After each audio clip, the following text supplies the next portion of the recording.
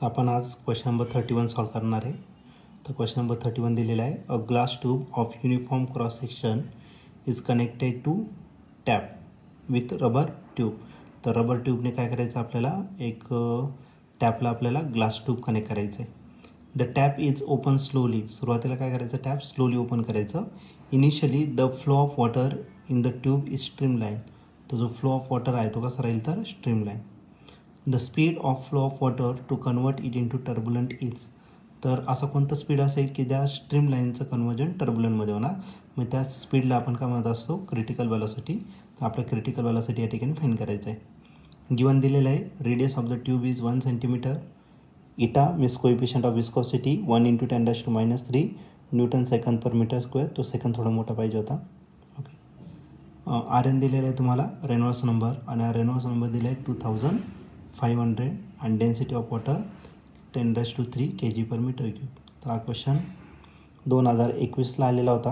आणि याचे 4 ऑप्शनपैकी पहिले जे ऑप्शन आहे A 0.15 metre per second, B option जे आहे ते 0.125 metre per second, C option जे आहे 0.3 मीटर पर सेकंद, आणि लास्ट डी ऑप्शन जे आहे ते 0.2 मीटर पर सेकंद.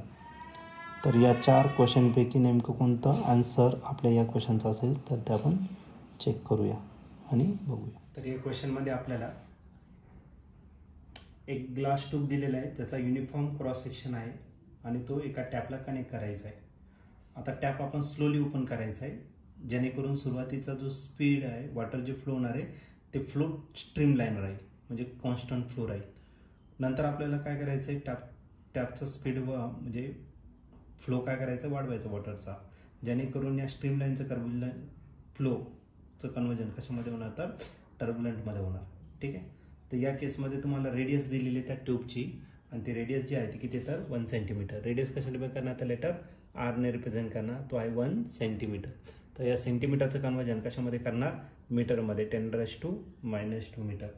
त्याच्यानंतर कोएफिशिएंट ऑफ विस्कॉसिटी दिलेलं आहे, आणि कोएफिशिएंट ऑफ विस्कॉसिटी आहे 1 × 10⁻³ एक काम करू, डायरेक्ट 10⁻³ करू, newton second per metre square, हे त्याचं युनिट झालं. ठीक आहे. त्यानंतर रेनॉल्ड्स नंबर दिलेला आहे. रेनॉल्ड्स नंबर आपण आर एनने रिप्रेझेंट करतो, तो दिलेला आहे 2500. ओके. आणि डेन्सिटी दिलेली आहे वॉटरची, डेन्सिटी वॉटरची 1000 असते. तुम्ही डायरेक्ट 10⁻³ घेऊ शकतात kg/m³. ओके. तर आपल्याला काय करायचं आहे, स्पीड फाइंड करायचं आहे, म्हणजे आपलं क्रिटिकल स्पीड या ठिकाणी फाइंड करावं लागेल. जर क्रिटिकल स्पीड जर घेतला तर क्रिटिकल स्पीड हा डायरेक्टली प्रोपोर्शन असतो कशावरती, कोएफिशिएंट ऑफ विस्कोसिटीवरती, आणि इन्व्हर्सली असतो डेन्सिटीवरती आणि डायमीटर ऑफ द ट्यूब. डायमीटरने दिली रेडियस. आता रेडियस जर 1 सेंटीमीटर आहे तर आपल्याला जी डायमीटर भेटणार आहे, डायमीटर किती भेटणार, तर 2 सेंटीमीटर, आणि त्याचं कन्वर्जन मीटरमध्ये केलं तर 2 × 10⁻² मीटर ही काय झाली, आपली डायमीटर झाली. ठीक आहे. आणि ते कॉन्स्टंट घेतो आपण, ते कॉन्स्टंट असतो आपला रेनॉल्ड्स नंबर, तो कशा बेकाना आता आर एन, इटा डिवाइडेड बाय काय आला, रो × डी. आता सगळ्या टर्म्स आपल्याकडे माहिती आहे, फक्त व्हॅल्यू काय करायची याच्यात पुट करायचं.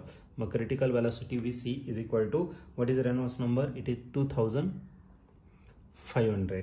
त्यानंतर coefficient of viscosity 10⁻³ total divided by density, density किती 10⁻³ आणि डायमीटर जो दिलेला आहे तो किती आहे, तर 2 × 10⁻² -2 + 3 किती झाला 10⁻1.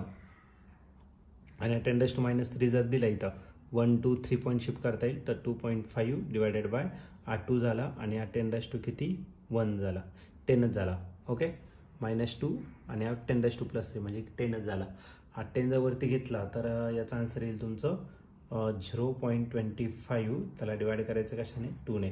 आता 2ने इझिली आपण याला डिवाइड करतो. 0 तसा 2 × 2 2 2 4 1 उरला, 2 5 किती झाला 10. म्हणजे जी क्रिटिकल वेलॉसिटी आहे त्या क्रिटिकल वेलॉसिटीचा जो स्पीड आहे तो स्पीड असेल किती, क्रिटिकल वेलॉसिटी 0.125. ओके. आणि याचं जर ऑप्शन जर बघितलं तर या ठिकाणी ऑप्शन बी जो आहे तो या ठिकाणी करेक्टली मॅच होत आहे, आणि ऑप्शन बी या क्वेश्चनचं राईट आन्सर असेल, म्हणजेच किती 0.125 मीटर पर सेकंद, 125 मीटर पर सेकंद ही त्याचं करेक्ट आन्सर आहे.